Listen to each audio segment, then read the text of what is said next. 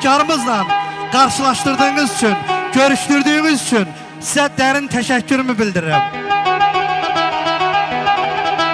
Mən xahiş edirəm bu dağların yetişdirdiyi Astaranın Talış oğlu Nərman Azərinin şərəfinə bir gürültülü alqışlar gəlsin. Eşq olsun. Mən bu qarmonu götürüm.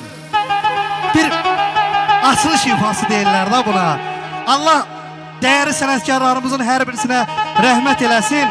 Elin dili ilə ifa eləyən, xalqın dili ilə çalan bizim dəyərli sənətkarımız Aslan İlyasov var. Allah ona qəni-qəhri rəhmət eləsin. Yerin cənnət məkan eləsin. Və o da elə bu Talış diyarına bağlı bir kişi idi. Və Talış diyarı həmişə onun nəinki Talış diyarı, ümumən bütün Azərbaycanın sevdiyi bir sənətkar və dəyərli bir şəxsiyyəti idi.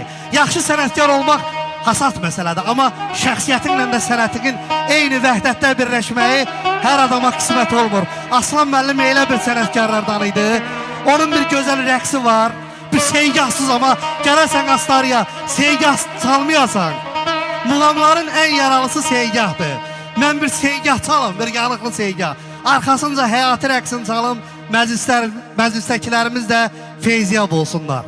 Sonradakı saat neçəyə kimi deyirsiniz, bu günləri bəy əmsinin dəvəti ilə gəlmişik. Qulluğunuzdayıq, saat neçəyə qədər deyirsiniz. Öpürəm hər birinizi.